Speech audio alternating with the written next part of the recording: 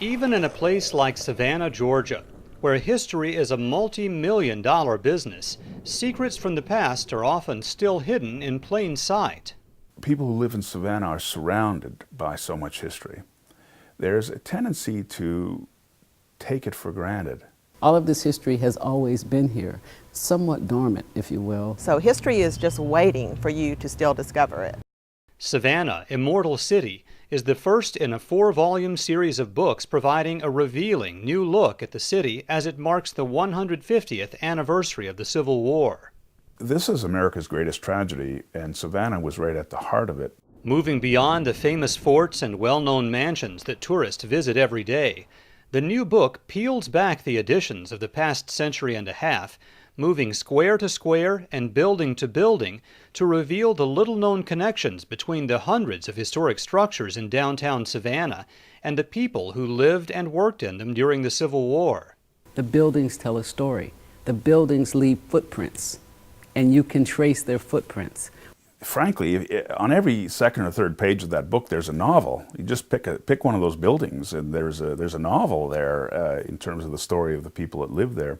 Cindy Wallace's photographs make those connections come alive.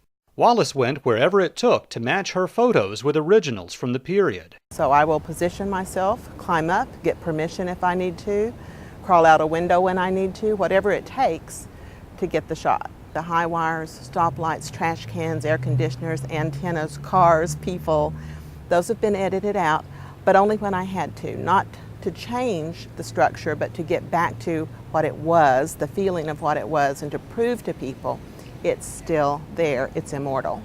In the second book of the series, Brokers, Bankers, and Bay Lane, the authors take readers inside Savannah's slave trade, a well-known but little understood part of the economic engine that kept this bustling port city in motion.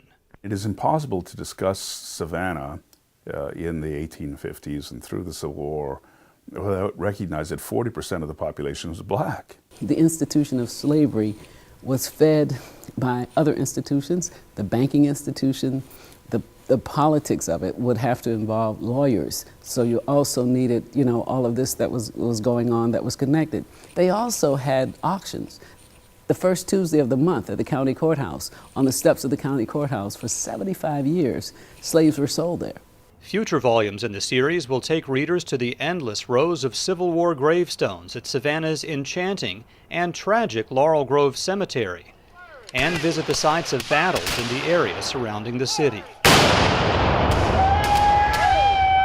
All of the proceeds from the sale of the books will benefit Historic Savannah Foundation's Preservation Fund, set aside for saving significant structures in this most historic of cities.